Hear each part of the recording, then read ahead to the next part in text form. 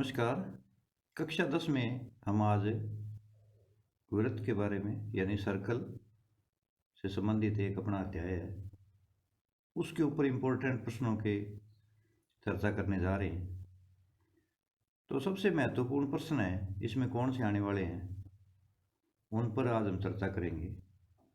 तो सबसे पहले वृत्त के बारे में हम जैसा जानते हैं कि वृत्त का केंद्र वृत्त के अभ्यंतर में स्थित होता है।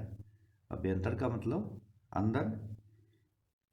इसमें मैं आपको बता दूं, केंद्र अंदर होता है और परिधि के ऊपर है तो उसको परिसीमा पर बोलते हैं, और अगर कोई बिंदु वृत्त के बाहर स्थित है तो वो बहिर्भाग में होता है। तो यहाँ पर अभ्यंतर, परिसीमा यानी परिधि के ऊपर, और अगर वृत्त से बाहर है तो उसको बहिर्भाग बोलते हैं। तो इसे हमें अच्छी तरह से याद कर लेना है कि वृत्त का केंद्र वृत्त के अभ्यंतर में स्थित होता है। इसके बाद में सबसे पहला प्रश्न अपने लेते हैं। अर्धवृत्त में बने कोण का मान 90 डिग्री यानी समकोण होता है। आधा वृत्त अर्धवृत्त। एक ही वृत्तखंड में बने कोण होते हैं बराबर, यानी अर्धवृत्त के अंदर जो समकोण बनता है, और जितने भी वृत्तखंड में बने कोण होते हैं वो सारे बराबर होते हैं। वृत्त की सबसे बड़ी जीवा होती है व्यास। जीवा क्या होती है? परिधि पर स्थित दो बिंदुओं को मिलाने वाला जो रेखाखंड है वो जीवा कहलाता है। वृत्त में अनंत जीवाएं होती है, परंतु सबसे बड़ी जीवा त्रिज्या का दुगना व्यास होती है, उसे सबसे बड़ी जीवा कहते हैं। अब जीवा क्या होती है? जीवा परिधि पर स्थित दो बिंदुओं को मिलाने वाली सरल रेखा या रेखाखंड भी कह सकते हैं, वह जीवा कहलाती है। और वही सबसे बड़ी जीवा वृत्त का व्यास कहलाती है, यानी त्रिज्या का दुगना व्यास होता है और व्यास की आधी त्रिज्या होती है। यहाँ पर यह भी हमें ध्यान रखना चाहिए। अब इसके अंदर नेक्स्ट क्वेश्चन है अपना कि वृत्त में केंद्र से समान दूरी पर स्थित जीवाओं का अनुपात क्या होता है। वृत्त के अंदर केंद्र से जो अभ्यंतर में स्थित होता है, अगर वहाँ से समान दूरी पर जीवाएं हैं तो वो 1:1 के अनुपात में होगी, यानी जीवाओं का अनुपात है वो समान रहेगा 1:1। इसके बाद में इसमें छोटे क्वेश्चन भी पूछे जाते हैं। इसमें एक क्वेश्चन है अपना, यदि एक वृत्त की त्रिज्या 13 सेमी है और इसकी जीवा की लंबाई 10 सेमी है, तो इस जीवा की वृत्त के केंद्र से दूरी ज्ञात कीजिए। तो यहाँ पर एक चित्र बनाया गया है वृत्त का। यहाँ पर मैं और समझा दूँ आपको, ये ओरिजिन यानी वृत्त का केंद्र, और ये परिसीमा होती है, और अगर बाहर कोई बिंदु होता है यहाँ पर तो वो बहिर्भाग में होता है। इस प्रकार वृत्त के अंदर हमें बिंदुओं का 3 प्रकार से निर्धारण कर सकते हैं। केंद्र है वो हमेशा वृत्त के अभ्यंतर में स्थित होता है। तो यहाँ पर प्रश्न में क्या दिया है कि वृत्त की त्रिज्या 13 सेंटीमीटर है। त्रिज्या क्या होती है? केंद्र को परिधि से मिलाने वाला रेखाखंड, ये त्रिज्या हो गई। ओ भी हमारी ये 13 सेंटीमीटर है, और एक जीवा की लंबाई 10 सेंटीमीटर है। यहाँ पर क्या है, ये ए से बी एक जीवा है, ये 10 सेंटीमीटर लंबी है। अब हमें पूछ क्या रहा है, इस जीवा की वृत्त के केंद्र से दूरी ज्ञात करो। वृत्त के केंद्र से ये कितनी दूर है जीवा, ये हमने दूरी ज्ञात करनी है। तो यहाँ पर क्या है कि जो ये हमारा ओ बी त्रिज्या 13 दिया हुआ है, और ये पी बी कितना होगा, ये टोटल जीवा का आधा होता है। क्यों होता है आधा? क्योंकि इसमें एक प्रमेय होती है कि जीवा पर डाला गया लंब समद्विभाजित करता है। केंद्र से जीवा पर डाला गया लंब जीवा को समद्विभाजित करता है, यानी जीवा के 2 समान भाग करता है केंद्र से जो लंब डाला जाता है। तो हमें इसको हमेशा याद रखना है कि केंद्र से जीवा पर डाला गया लंब जीवा का समद्विभाजन करता है, या समद्विभाजित करता है, या 2 भाग करता है। तो यहाँ पर ये है वो क्या है, समकोण बनता है एक। अब यहाँ पर ये बन गया समकोण त्रिभुज एक। ये ओपीबी क्या बन गया, एक समकोण त्रिभुज बन गया। इसके अंदर 90 डिग्री के सामने वाला, जैसा कि हम जानते हैं, कर्ण होता है, और ये हमारा आधार हो गया, और ये हमारा लंब हो गया। तो पाइथागोरस प्रमेय क्या होती है? पाइथागोरस प्रमेय ये होती है यहाँ पर कि कर्ण का वर्ग दो भुजाओं के वर्गों के योग के बराबर होता है। कर्ण स्क्वायर इजिकल टू आधार स्क्वायर प्लस लंब स्क्वायर, या इसको अपने शब्दों में कहें कि बड़ी भुजा का वर्ग अन्य दो भुजाओं के वर्गों के योग के बराबर होता है। अब यहाँ पर हमें निकालना क्या है? निकालना हमें है कि ये जीवा की केंद्र से दूरी कितनी है। यहाँ जीवा की केंद्र से दूरी, पहले प्रश्न को हमें अच्छी तरह से समझ लेना चाहिए कि प्रश्न के अंदर क्या दिया है और क्या निकालना है। ये सबसे महत्वपूर्ण होता है। कई बार हम क्या करते हैं, हमें प्रश्न आता है और जल्दबाजी के चक्कर में हम क्या है, गलत मान निकालने लग जाते हैं, फिर वो हमारे लिए परेशानी का सबब बन जाता है, परेशानी का कारण बन जाता है। तो यहाँ पर केंद्र से दूरी ज्ञात करनी है, ओपी का मान ज्ञात करना है। तो ओपी यहाँ पर लंब है, जब लंब का मान निकालते हैं तो कर्ण आधार के इस तरफ आ जाएगा, या तो अपने इस सूत्र में ही मान रख करके निकाल सकते हैं। अगर यह सूत्र निकालना चाहें अपने, तो यहाँ पर ये क्या बन जाएगा, ओपी स्क्वायर, इसको हम क्या कहेंगे, लंब स्क्वायर कह सकते हो आप, कि लंब स्क्वायर इज इक्वल टू कर्ण का स्क्वायर माइनस आधार का स्क्वायर। तो ये ओपी स्क्वायर हो गया लंब, ओ बी स्क्वायर हो गया हमारा कर्ण, और पी बी स्क्वायर हो गया आधार। तो ओ बी हमें त्रिज्या है, ये 13 दी हुई है, और पी बी ये 5 हो गई, क्योंकि जीवा ए बी थी ना, वो 10 थी, परंतु यहाँ पर क्या है, केंद्र से डाला गया लंब जीवा को संधिविभाजन करता है, इसलिए इसके दो टुकड़े हो गए, इधर वाले भी 5 और इधर वाले भी 5। तो 5 स्क्वायर 13 तेरी 169, 5 5 25। यहाँ पर हमें क्या है, ये मौखिक रूप से है, वो कम से कम 1 से लेकर 25 या 30 तक के वर्ग हमें याद कर लेने चाहिए। यानी आप इसको रटना भी कह सकते हो, अगर हमें परीक्षा के अंदर समय बचाना है। बार बार हम क्या है, भूल गए तो 13 का 13 से गुणा करेंगे तो हमें समय लगेगा, इसमें हमारा समय बर्बाद होता है। तो इसको अच्छी तरह से याद कर लें। तो 13 तेरी 169, 5 5 25, 169 में से 25 घटाएंगे तो 144 रहेगा। क्योंकि यहाँ पर क्या है, ओपी स्क्वायर निकाल रहे हैं, तो ओपी का मान निकालेंगे, ये स्क्वायर जब हटाते हैं यहाँ वाली, तो यहाँ पर अंडर रूट लग जाता है, और 144 का बाहर 12 आ जाता है। अगर हमें ये याद होगा तो हमारा समय बचेगा, सीधा 12 लिख सकते हैं। अन्यथा हम इसके क्या है, अभाज्य गुणनखंड करेंगे, फिर लिखेंगे, तो इसमें समय हमारा बहुत लगेगा। समय बचाने के लिए वो कम से कम 1 से 25 या 30 तक के वर्ग है, वो अच्छी तरह से याद कर ले। तो अब हमारी ओपी क्या थी, ये जीवा की केंद्र से दूरी है, हमें 12 सेंटीमीटर यहाँ पर प्राप्त हो गई है, इसका मान हमने निकाल लिया। एक और क्वेश्चन अपने लेते हैं इसके अंदर। यहाँ पर ये कह रहा है कि 10 सेमी त्रिज्या वाले वृत्त के केंद्र से 6 सेमी दूर स्थित जीवा की लंबाई ज्ञात करो। अब यहाँ पर क्या है, ये त्रिज्या 10 सेंटीमीटर है और ये यहाँ से 6 सेंटीमीटर दे दी। अब ये कह रहा है कि ये जीवा कितनी होगी। और ऊपर वाले प्रश्न में हम काफ़ी कुछ समझ चुके हैं, जान चुके हैं कि ये जो पीबी है ये जीवा का आधा भाग है, क्योंकि केंद्र से जीवा पर डाला गया लंब जीवा का संधिविभाजन करता है। अगर हम पीबी का मान निकाल लें तो जीवा की लंबाई हमारे पास आ जाएगी, इसका डबल कर देंगे। तो यहाँ पर सीधा ओ बी 10 सेंटीमीटर त्रिज्या दी हुई है, ओ पी ये 6 सेंटीमीटर है, केंद्र से जीवा की दूरी दी हुई है। तो यहाँ पर हम पी बी का मान निकाल लेंगे, सीधा ही निकाल सकते हो। अपने छोटे प्रश्नों के अंदर क्या है, अपने सीधा भी निकाल सकते हैं। तो 10 का स्क्वायर माइनस 6 का स्क्वायर, अगर ये दिया होता तो यहाँ कर देते, ये निकालना, ऊपर वाले में हमने लंब निकाला था। तो 10 का स्क्वायर माइनस 6 का स्क्वायर, हमेशा कर्ण स्क्वायर में से लंब स्क्वायर घटेगा तो आधार निकल जाएगा, और कर्ण स्क्वायर में से आधार स्क्वायर घटेगा तो लंब स्क्वायर निकल जाएगा। तो 100 square minus 10 square minus 6 square, 10 का 100 हो गया, माइनस का माइनस, 6 छिके 36, 100 में से 36 घटाते हैं तो 64 प्राप्त होता है। और 64 का, क्योंकि एन रूट में चल रहा है, हमने पहले ही पीबी निकाल लिया, पीबी स्क्वायर नहीं किया, तो बार हमारा 8 में प्राप्त हो जाएगा। तो ये जो पीबी 8 प्राप्त हुई है, तो ए बी जीवा क्या है, ए बी का मान पूछ रहा है हमसे कि 6 सेमी दूर स्थित जीवा की लंबाई।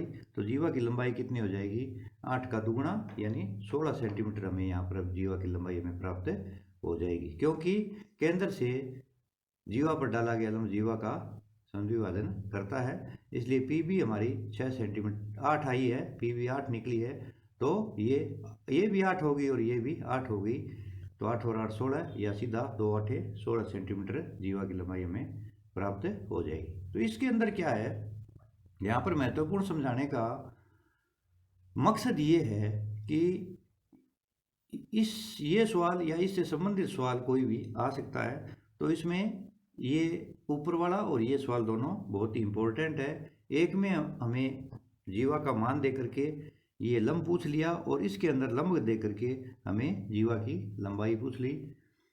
दोनों में एक चीज़ दे करके 2 दे दी इसने, और तीसरी हम निकाल लेंगे। जीवा क्योंकि डबल होती है तो उसको डबल कर देंगे। तो ये समकोण त्रिभुज के आधार पर है वो प्रश्न है, वो हम इसको हल करेंगे।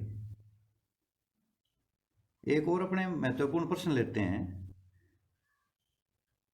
आकृति में O और O डैश दिए गए वृत्तों के केंद्र हैं। ए बी समांतर है O O डैश, सिद्ध करो कि ए बी बराबर O O डैश का दुगुना है, या 2 इंटू O O डैश। यहाँ पर क्या दिया हुआ है कि ये O और O डैश ये वृत्तों के केंद्र हैं, 2 सर्कल दिए हुए हैं यहाँ पर, और ये जो ए बी रेखा है हमारी ये इसके समांतर है। तो यहाँ पर ए बी बराबर सिद्ध करना है कि ये O O डैश की दुगनी है।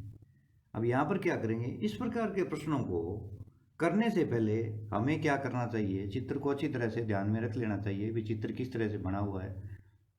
इस प्रकार के जो प्रश्न पूछे जाएंगे इसमें हमें चित्र है वो बने बनाए मिलते हैं। चित्र के आधार पर ही हम क्या है अपनी तरफ से कुछ प्रश्न के अंदर चेंजिंग करके और हम वहाँ तक सिद्ध करने तक या प्रश्न का उत्तर निकालने तक पहुंचना पड़ता है। अब इसके अंदर क्या दिया है, कैसे प्रश्न की शुरुआत करते हैं, सबसे महत्वपूर्ण ये है। अब प्रश्न की शुरुआत अपने यहाँ से करेंगे, ये देख करके लिख लें अपने कि ए बी समांतर O O डैश। अब यहाँ पर क्या है, ओ डी इसके ऊपर लंब है ए बी के ऊपर, और O डैश ई ये भी ए बी के ऊपर लंब है, क्योंकि हम जानते हैं कि केंद्र से जीवा पर डाला गया लंब जीवा को संधिविभाजन करता है। तो यहाँ से यहाँ तक इसको संधिविभाजन कर दिया, और इस O डैश ने इसको यहाँ से यहाँ तक संधिविभाजन कर दिया, यानी ये ओ डी और O डैश ई ये दोनों इसके ऊपर लंब हैं। अब जब ये O डैश ई इसके ऊपर लंब है तो बी ई और ई सी के 2 बराबर भाग हो गए यहाँ पर, यानी बी ई बराबर ई सी। ये प्रश्न की शुरुआत यहाँ से कर ली हमने, और पहले जो अपने प्रश्न किए थे उसमें भी यही था कि केंद्र से जीवा पर डाला गया लंब जीवा का संधिविभाजन करता है। तो बी ई और ई सी इसके 2 टुकड़े हो गए, यानी बी सी के बराबर ये जो बी सी है ये कितनी हो गई, ई सी की दुगनी हो गई। यानी ये अंदर वाला साइड ले लेंगे, बी ई की भी दुगनी होती है वैसे, और ई सी की भी दुगनी कर देंगे अपने इसमें। ये इस साइड वाला टुकड़ा ले लेंगे, बी सी बी ई की दुगनी लिख दो चाहे ई सी की दुगनी लिख दो, क्योंकि प्रश्न हमें ये कह रहा है कि हमें बी ई को 2 ई सी लिखना है। इसी प्रकार ओ डी क्या है, इसके ऊपर लंब है, सी ए पर लंब है, ऊपर ए बी पे लिख दिया, ए बी भी वही बात है, कोई फर्क नहीं पड़ेगा इससे। ये पूरा ए बी हो गया रेखाखंड हमारा, ये दोनों की संयुक्त साझी जीवा है। इसके अंदर क्या करेंगे, सी डी बराबर डी ए वही है, इसके अंदर भी केंद्र से जीवा पर डाला गया लंब संधिविभाजन करता है, तो सी डी बराबर डी ए। यहाँ पर क्या करेंगे, सी ए ये पूरा जो रेखाखंड है ये अंदर वाला टुकड़ा इसमें ले लेंगे 2 सी डी। अब यहाँ पर नई चीज़ इसमें क्या है कि वैसे तो सी ए बराबर 2 डी ए भी होता है और 2 सी डी भी होता है, परंतु इसके अंदर हमने ई सी लिया था, तो इसके अंदर हम क्या करेंगे, सी डी यहाँ पर ले लेंगे, अंदर वाली साइड इसकी लेनी है हमने। तो ये हमारी क्या हो गई, समीकरण 2 बन गई हमारे पास है। ये समीकरण 1 है और ये समीकरण 2 है। इन दोनों को हम क्या करते हैं, जोड़ देते हैं। तो लेफ्ट साइड में लेफ्ट साइड जोड़ दो बी सी प्लस सी ए, और राइट साइड में 2 ई सी प्लस ये 2 सी डी जोड़ देते हैं। यानी लेफ्ट वाले लेफ्ट में जोड़ दो, राइट वाले राइट में जोड़ दो। समीकरणों को हम जोड़ने के पहले भी कई प्रकार के प्रश्न हम कर चुके हैं, तो इसमें हमें दिक्कत नहीं आनी चाहिए कि 1 और 2 से जोड़ा। तो इनको जोड़ने का तरीका क्या है, लेफ्ट साइड में लेफ्ट साइड जोड़ दो और राइट साइड में राइट साइड जोड़ देते हैं।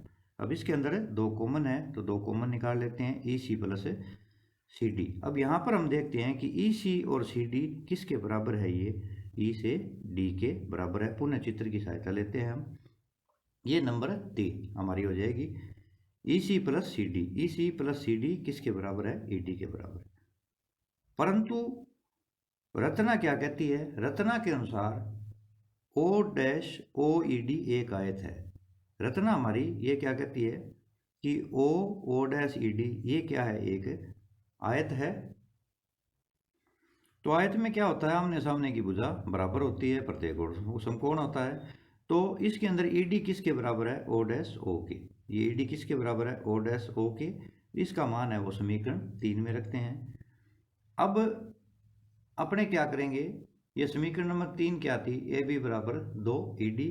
तो चित्र के अनुसार ई डी किसके बराबर है, ओ डैश ओ के। तो ए बी बराबर 2 ई डी की जगह ओ डैश रख देंगे। यही हमारा जो ऊपर पूछा था सिद्ध करना, तो हमने यहाँ पर है वो जो पूछा था दे करके आकृति में ये है तो सिद्ध करो, ये हमारा है यहाँ पर है वो सिद्ध हो गया। छोटा सा बहुत ही महत्वपूर्ण प्रश्न है, इसको अच्छी तरह से अपने कंठस्थ कर लें। करने का तरीका क्या है, किस प्रकार हम इस प्रश्न को हल करेंगे, तो एक दो बार उसको ध्यान से देखेंगे और एक बार अपने सबसे बड़ी क्या है, हम प्रश्न को याद करने के बाद खुद करके नहीं देखते हैं। तो आप प्रश्न को याद करने के बाद में, समझने के बाद में एक बार उसको खुद करके देख लीजिए, फिर हम नहीं भूलेंगे।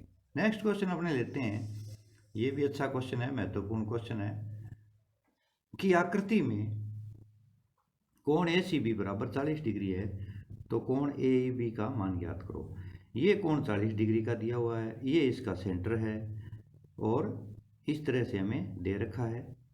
अब यहाँ पर क्या है, एक अपने प्रमेय होती है कि ये जो केंद्र पर अंतरित कोण है वो वृत्त की शेष परिधि पर अंतरित कोण का दुगुना होता है। यानी जो एओबी कोण है, एसीबी हमें 40 डिग्री दिया हुआ है, तो एओबी कितना होगा, 40 दूने 80 डिग्री। इस कोण का मान कितना होगा, 80 डिग्री होगा। इसका डबल 80 डिग्री हो जाएगा, क्योंकि ये हमारी एक प्रमेय होती है कि केंद्र पर अंतरित कोण वृत्त की शेष परिधि पर अंतरित कोण का दुगुना होता है। और अगर इसका पूछें कि वृत्त पर शेष परिधि पर अंतरित कोण केंद्र पर अंतरित कोण का आधा होता है। इसमें दोनों है वो प्रमेय है वो एक दूसरे की विलोम है। अगर ये 80 डिग्री दिया है तो ये 40 डिग्री होगा, और ये 40 डिग्री है तो ये 80 डिग्री होगा। तो यहाँ पर ए सी बी हमें 40 डिग्री दिया हुआ है, तो ए ओ बी कितना हो जाएगा, ये कोण ए ओ बी यहाँ पर 2 इंटू 40 80 डिग्री हो जाएगा। ये 80 डिग्री हमने कैसे किया, इसके लिए हमें ये लिखनी पड़ेगी प्रमेय कि केंद्र पर अंतरित कोण वृत्त की शेष परिधि पर अंतरित कोण का दुगुना होता है। अब क्या करेंगे, हम मान लेंगे इसके अंदर कि माना कोण ओ ए बी और ओ बी ए ये दोनों बराबर हैं। ये कोण दोनों क्या हैं, बराबर हैं, और ये इनको मान लिया हमने x डिग्री। अब हमारा क्या है, ये त्रिभुज हमें मिल गया कि हमें ज्ञात क्या करना है, ओ ए बी। तो ये बराबर क्यों माने हमने, यहाँ पर भी क्या है कि ये ओ ए भी वृत्त की त्रिज्या है और ओ बी भी वृत्त की त्रिज्या है। ये दोनों क्या है, त्रिज्याएं हैं। तो ये बन गया त्रिभुज समद्विबाहु त्रिभुज। तो समद्विबाहु त्रिभुज में समान भुजाओं के सामने के कोण क्या होते हैं, वो बराबर होते हैं। तो दोनों को हमने x डिग्री मान लिया। चाहो तो आप यहाँ लिख भी सकते हो, ये x डिग्री हो गया। तो इसके अंदर 3 कोण हो गए हमारे, ए O B O A B और ओ बी ए 180 डिग्री। ये 180 डिग्री हमने यहाँ पर क्यों किया, क्योंकि त्रिभुज के तीनों कोणों का योग है वो 180 डिग्री होता है। अब यहाँ पर क्या करेंगे, ये 80 डिग्री निकाला है, ये x माना था, ये भी x माना था, बराबर 180 डिग्री। x और x 2x हो गया, यानी ये एक x है, ये भी एक x है। और 80 डिग्री को अपने क्या करेंगे, राइट साइड में ले जाएंगे। तो 180 माइनस 80 100 डिग्री आ जाएगा। 2x बराबर 100 डिग्री है, तो x का मान 50 डिग्री। बटे में करने की आवश्यकता नहीं है, 50 दूने 100, इसलिए कोण ओ ए बी हमें कितना प्राप्त हो गया, 50 डिग्री। तो इसमें ये कोण भी 50 हो जाएगा, ये 50 हो जाएगा और ये 80 डिग्री हो जाएगा। तीनों कोणों का मान कितना हो जाएगा, 180 डिग्री हमें प्राप्त हो जाएगा। अब इसके अंदर कई बार पूछ लेते हैं, ये भी एक प्रमेय है, अच्छी प्रमेय है ये, इसके ऊपर ही अपने जो सवाल किए थे वो चलते हैं। सिद्ध कीजिए कि वृत्त के केंद्र से जीवा पर डाला गया लंब जीवा को समद्विभाजित करता है। ऊपर हमने शुरुआत में जो क्वेश्चन किए थे उसमें हमने केंद्र से जीवा पर डाला गया लंब जीवा को समद्विभाजित करता है, उसमें सीधी प्रमेय लिखी थी, क्योंकि प्रश्न के अंदर प्रमेय लिख देते हैं। इसमें प्रमेय को वो कह रहा है कि ये कैसा होता है, समद्विभाजित कैसे करता है, ये सिद्ध करना है, थ्योरम के रूप में इसको दिया है। तो अपने क्या करेंगे, जैसा कि मैं आपको प्रमेय से संबंधित जब सवाल कराता हूँ तो इसके अंदर 4 चीज़ें होती है। सबसे पहले दिया है, सिद्ध करना है, रचना और उत्पत्ति। इसके अंदर दिया है और सिद्ध करना है, दो बातें अंदर ही होती है, वो अंदर से ही हमें ढूंढ करके प्रश्न में लिखनी पड़ती है, ड्राफ्टिंग करनी पड़ती है, यहाँ पर जमाना पड़ता है भी क्या कुछ दिया है और क्या सिद्ध करना है, ये दो बातें अंदर ही होती है। तो यहाँ पर जो वृत्त की बात चलती है प्रमेय के अंदर कि वृत्त के बारे में पूछा जा रहा है, तो एक वृत्त की हम यहाँ पर रचना कर लेते हैं सर्कल की, वो इसका केंद्र है और पी क्यू इसके जीवा है। अब यहाँ पर क्या करेंगे, हम दिया है में लिख देंगे कि एक वृत्त सी, ये वृत्त हो गया सर्कल सी, ओ आर का मतलब है ओ उसका केंद्र है और आर इसकी त्रिज्या है, ये इकट्ठा ही लिख सकते हैं हम। इसको लिखने का मकसद मेरा ये था कि आपको समझ में भी आ जाए। सी ओ आर का मतलब है कि एक सर्कल जिसका सेंटर ओ है और रेडियस उसकी आर है, त्रिज्या आर है, ये जीवा इसकी क्या है, पी क्यू है, केंद्र से जीवा पर डाला गया लंब ओ एल है, अर्थात ओ एल लंब है पी क्यू पर, ओ एल लंब है पी क्यू पर, यहाँ पर हम ये लिख देंगे इसको। अब हमें यहाँ पर क्या है, सिद्ध क्या करना है कि ये प्रश्न के अंदर से ही ढूंढेंगे, केंद्र से जीवा पर डाला गया लंब जीवा को समद्विभाजित करता है। तो ये ओ एल हमने क्या किया, लंब डाला है। अब ये जीवा के दो भाग करता है, पी एल बराबर एल क्यू या पी एल बराबर क्यू एल, कोई भी लिख दो, इसमें कोई फर्क नहीं पड़ने वाला। पी एल बराबर क्यू एल लिख दो, आसानी से क्यू एल बोला जाता है तो क्यू एल लिख दो। यानी मुख्य बात यह है कि जो ओ एल लंब है पी क्यू के ऊपर, ये ओ एल लंब है पी क्यू के ऊपर, ये इस पी क्यू के दो टुकड़े करता है और दोनों बराबर करता है। ये हमने यहाँ पर सिद्ध करना है कि पी एल बराबर एल क्यू या पी एल बराबर क्यू एल। अब यहाँ पर रचना करेंगे हम, रचना के लिए हम क्या करेंगे, ओ को पी से तथा ओ को क्यू से मिला देते हैं, तो ये हमारी इसके अंदर रचना का पद आ जाएगा। तो 3 बातें इसके अंदर है वो हमने अभी तक 2 बातें देख करके लिख ली, और तीसरी बातें हमें इसके अंदर आवश्यकता पड़ेगी 2 त्रिभुजों की। तो 2 त्रिभुजों का निर्माण करने के लिए ओ को पी से और ओ को क्यू से मिला दिया है। तो दिया है देख करके लिखा, थोड़ी चित्र की सहायता ले ली, चित्र भी इसमें महत्वपूर्ण है, चित्र को भी याद रखना पड़ता है। कई बार हमें आकृति बना के दे देता है और कई बार हमें खुद बनानी पड़ती है आकृति, तो इसके अंदर ये महत्वपूर्ण है। तो सिद्ध करना है, रचना है और उत्पत्ति अब हम करेंगे। दिया है हमने देख करके लिख लिया, सिद्ध करना है, ये 2 बातें तो प्रश्न के अंदर ही हमें बड़ी आसानी से मिल जाती है, और रचना भी हमने इसके अंदर कर ली है। अब इसके अंदर क्या है, अगर हम इतना ही कर देते हैं, ये चित्र बना करके इतना ही कर देते हैं, तो भी हमें कुछ अंक इसमें मिलने की संभावना बन जाती है, क्योंकि मैथ के अंदर भी प्रश्नों के अंक है वो स्टेप बाय स्टेप मिलते हैं कि विद्यार्थी ने प्रश्न को कहाँ से शुरुआत करके कहाँ तक करने का प्रयास किया है। ये नहीं है कि हम कुछ भी नहीं करेंगे तो हमें कुछ मिलेगा नहीं। अगर हम अच्छी शुरुआत करते हैं, कुछ लिखते हैं देख करके, तो उसके अंदर भी हमारे अंक है वो हमें मिल जाते हैं। अब इसके अंदर उत्पत्ति के बारे में, उत्पत्ति में क्या है, यहाँ पर स्पष्ट 2 त्रिभुज हमें दिखाई दे रहे हैं कि पहला त्रिभुज है ओ एल पी और एक है ओ एल क्यू में, या कोई भी नाम दे दो इसको, पी एल ओ तथा क्यू एल ओ में, पी एल ओ तथा क्यू एल ओ में क्या है, इसके अंदर अब अपने ढूंढेंगे कि ओ पी बराबर ओ क्यू, ये त्रिज्या थी रचना से, ओ एल बराबर ओ एल, इस त्रिभुज की संबंधित बातें इस साइड में लिखेंगे और इसकी इसके इस साइड में लिखेंगे। यानी जिस त्रिभुज से संबंधित जो बात है वो लेफ्ट वाले की लेफ्ट के साइड में और राइट वाले की राइट के साइड में लिखते जाएंगे। बाद में कुछ निष्कर्ष निकलेगा तो उसका निष्कर्ष है वो निकालेंगे। तो यहाँ हमने क्या देखा कि त्रिभुज, यहाँ पर त्रिभुज का नाम नहीं रटना है, ये ध्यान दे ले में, इस त्रिभुज का नाम ओ पी एल लिख दो, ओ एल पी लिख दो, पी एल ओ लिख दो। परंतु ज़्यादातर क्या है, ये जब लंब है तो ये समकोण होता है तो एल बीच में लेना चाहिए, इसका या तो ओ एल पी लिख दो या पी एल ओ लिख दो। तो यहाँ पर 2 त्रिभुज हो गए, त्रिभुज पी एल ओ और क्यू एल ओ में OP बराबर OQ, त्रिज्या है रचना से, OL बराबर OL उभयनिष्ठ है। अब एक जो हमारा कोण है OLP बराबर OLQ, ये 90 डिग्री है क्योंकि OL लंब है PQ पर। यानी अब क्या करेंगे हम, तथा को हटा करके यहाँ पर सर्वांग सम का चिन्ह लगा करके इन दोनों कोणों को, त्रिभुजों को वापस लिख देते हैं। ये RHS नियम से क्या हो गया, ये दोनों त्रिभुज क्या हो गया, आपस में सर्वांग सम हो गए। और जब त्रिभुज सर्वांग सम हो जाते हैं तो बाकी जो भी चीज हमें पूछ रहा है प्रश्न के अंदर है उसको हम लिख देते हैं। तो सीधा ही लिख दो यहाँ पर कि PL बराबर QL, और यहाँ पर हम ये लिख सकते हैं किस नियम से हुआ ये CPCT नियम से वो हो जाएगा कि एक त्रिभुज, जब त्रिभुज सर्वांग सम होते हैं, ये RHS रूल से सर्वांग सम हुए हैं, तो जितने भी एक त्रिभुज के संगत भाग है वो दूसरे संगत भाग के बराबर होते हैं। सर्वांग समता में मैं आपको पुनः बता दूं, सर्वांग समता और समरूपता दोनों बिल्कुल डिफरेंट है, अलग अलग हैं। सर्वांग समता आकृतियों में ही होती है, जबकि समरूपता आकृतियों में भी हो सकती है और अन्य में भी हो सकती है। सर्वांग सम का मतलब है कि एक आकृति को हम उठा करके दूसरी आकृति के ऊपर रख दें, अगर वो पूरा पूरा ढक लेती है तो वो आकृतियां आपस में सर्वांग सम होती है एक दूसरे के। यानी उनके सभी जो अवयव हैं, उनके जो संगत भाग हैं, एक त्रिभुज के दूसरे त्रिभुजों के संगत भाग के बराबर होते हैं। अवयवों के अंदर हम पढ़ चुके हैं कि अवयव त्रिभुजों के अंदर 6 होते हैं, 3 कोणों के आधार पर और 3 भुजाओं के आधार पर। और समरूपता के अंदर क्या है, केवल रूप समान होता है।